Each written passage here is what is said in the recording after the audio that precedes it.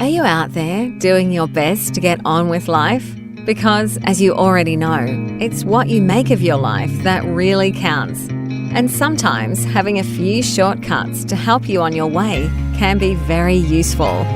The NLP Matters Podcast might just be the toolbox you need to focus your attention, your effort, your drive onto what really does make the difference. Built on the foundation of Neuro-Linguistic programming, the NLP Matters Podcast offers proven recipes you can use to create and sustain your life your way.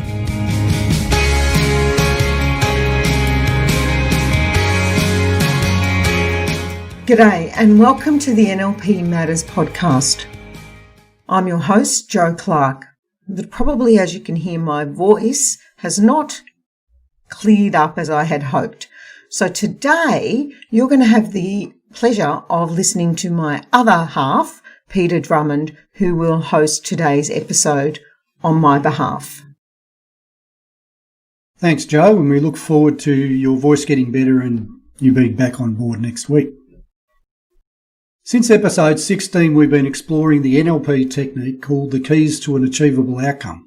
This is a powerful set of keys that unlocks the foundation for ensuring our desired outcomes or goals are structured and designed in a way that maximises our potential for success. Last week, Jo focused on keys 3 and 4, specifying the outcome in detail and specifying our evidence procedure. In today's episode, we'll explore the 5th and 6th keys, which are checking that the outcome is congruently desirable and making sure it's self-initiated and maintained. One of the tools that NLP gives us to getting a real focus and clarity around our goals is the keys to an achievable outcome, which really solidifies the first of the principles of success that we've looked at in early episodes, knowing your outcome. So the keys to an achievable outcome can be seen as an expression of the science of setting goals.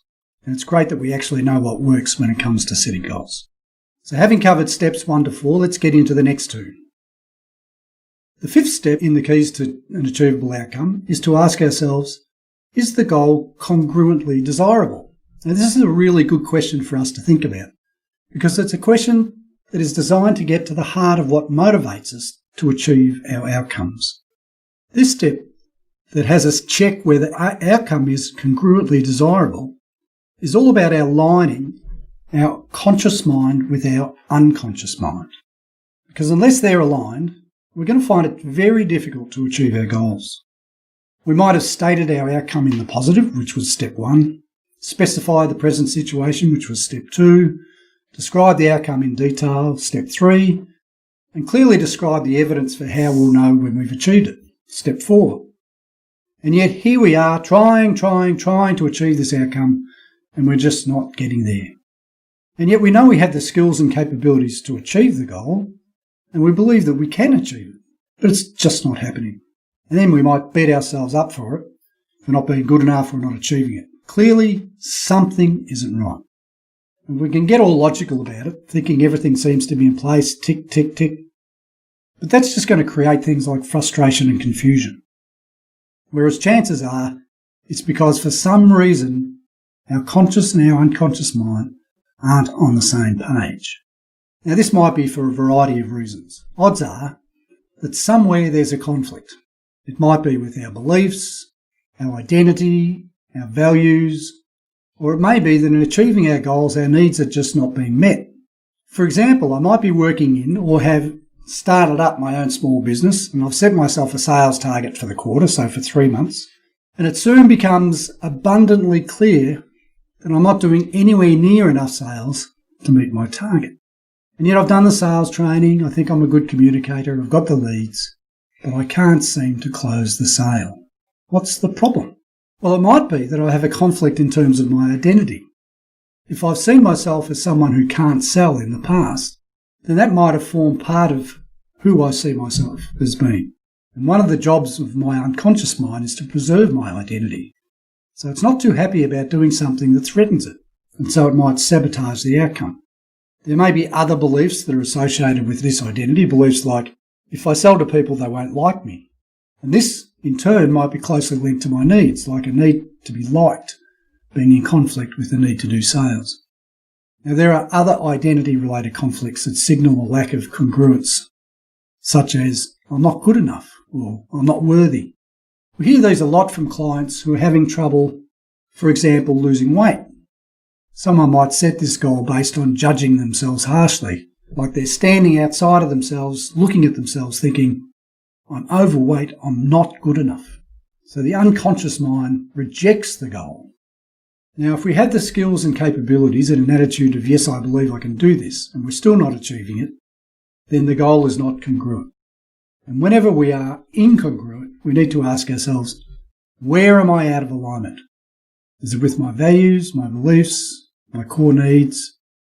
Is there a conflict between how my head, my heart, and my gut respond to this outcome? This is a good example of developing sensory acuity. Remember the 5 success principles? It's a good idea to practice being present to how it feels when things are in alignment and how it feels when things are not. Now, the 6th step, self-initiated and self-maintained, is important because if the outcome or goal isn't our outcome or goal, that is, if we're really doing it for someone else and not for ourselves, then again our unconscious mind just won't get on board. Remember, our unconscious mind is there to protect our identity and to help us get what we want. It might sound a bit selfish, but if the outcome isn't truly ours and we're not fired up by what we will get when we have it, then we simply won't be motivated to achieve the outcome. Our unconscious mind is a bit like our inner 5 or 6-year-old child. It wants to know what's in it for me. Think about step 5 again, having the outcome be congruently desirable. There's no point having the outcome meet someone else's core needs. It must meet ours.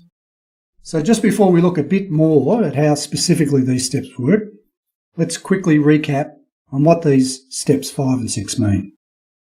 So again, the 5th step is to check if the goal is congruently desirable, and the 6th step is to ensure that the goal is self-initiated and self-maintained. And congruently desirable is when our conscious and unconscious mind are aligned and on the same page, so there's no conflict with our values or our beliefs, and the outcome meets our needs. And self-initiated and self-maintained means I'm doing this for myself, not for someone else. And the success and achievement of the outcome is in my control. It doesn't rely on someone else. So with step 5 and 6, we're really answering the question, what will this outcome get for me or allow me to do? In other words, why do I want this goal in the first place? Now, thinking about goals being congruently desirable, the current situation with the restrictions in Victoria with this second wave of the pandemic throws up some fascinating examples. For example, the government and the health authorities have some clear goals, mainly around driving the infection numbers down by having everyone adapt their behaviours in a number of ways. Practising a hygiene regime that includes keeping a safe distance from others, coughing into our elbows, washing hands regularly, wearing a mask, getting tested, and staying home from work if we get symptoms, those kind of things. Now, a lot of people have looked at that and said to themselves, yep, I'm on board with that goal and I'll do everything I can to achieve it. Now, even though it wasn't their idea in the first place, they've taken it on as their own, and they can do what they can in their circle of control to achieve it. Others have also thought, yep, I'm on board, but their behaviour says something else. Maybe they've gone to work with symptoms, or maybe they've gone to get tested for COVID and then gone shopping. We've all heard those stories. So even though they are thinking they're on board, their actions are saying something else.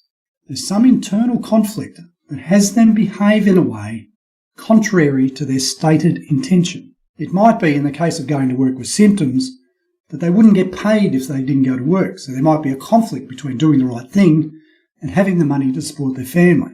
And their unconscious mind will rationalise their decision by telling them things like, oh, it's only a cold anyway, I'm not a close contact of anyone with it, odds are pretty slim I've got it, things like that. The important thing to remember here is that the conflict will initially be unconscious. And it's only through asking ourselves, how do I know I'm not congruent in terms of this outcome? And how do I know where I'm out of alignment? That we can bring it into our conscious thinking. Now, the first place we look is in our behaviour. Now, looking at step 6, self-initiated and self-maintained, Let's look at a couple of other examples to explain how this works. When something is self-initiated, it's something you are committed to and not something you're doing for someone else. That doesn't mean you can't get motivation from doing something for others. For example, it could be the difference between having a shared goal with someone and supporting someone to achieve their goal. Let's say there is a couple and one of them decides to have a goal of going to university and getting a degree. Now, of course, their partner wants them to succeed. So they might do things like taking on extra responsibilities in the house in order to free up their partner's time to study. But it's still not their goal. The partner not enrolled in the course isn't going to be motivated to stay up all night to finish that assignment that's due the next morning. Only the student is going to be motivated to do that. Well, hopefully. Contrast this to the couple deciding together to save for a family holiday. The two of them are equally invested in the outcome. Similarly, when something is self-maintained, it means that the achievement of the outcome is in the sphere of control of that person. Take the example of the couple again. In the case of getting the university degree, the successful completion is only in the control of one person, whoever it is who is actually doing the degree, whereas the family holiday is in the control of the couple jointly. Other examples of goals not being self-maintained are where people make goals like, I want my kids to be happy, or by the end of the year I want to be in a loving relationship. In the first instance, no matter how great a parent we are, whether or not our kids are happy, ultimately is not in our control. It's only in theirs. In the second example, whether we are in a relationship is not just in our control. The other person has a big say in it. Now, we might go and deal with some issues we've had that means the relationships that we do have at the moment with friends and family, for example, are loving and nurturing, at least from our perspective. But ultimately, the achievement of that goal, we can't say it's self-maintained. So this is one really good example of that old saying that we can only work on what we can control and we need to let go of what we can't. So now you can see that having a goal or an outcome that is congruently desirable and self-initiated and self-maintained can be so important to achieving that outcome. Now remember, when you are ready to commit to your goals, the keys to an achievable outcome will give you the structure to build a foundation so strong it will be unbreakable.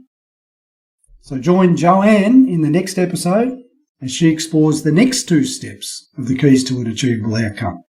The 7th step, ensuring that the goal is appropriately contextualised. And the 8th step, which is to ensure that we have all the resources needed to achieve our goal. So stay awesome, and we look forward to connecting with you in the next episode. Wow, thanks for showing up and listening in. We would love to hear from you. Send your thoughts, ideas, or questions via email to joanne@destinypursuit.com.au. Now it's time to take today's recipe out into your own life. Notice the differences that show up as you apply it. We'd love to hear how you are progressing with your new approach.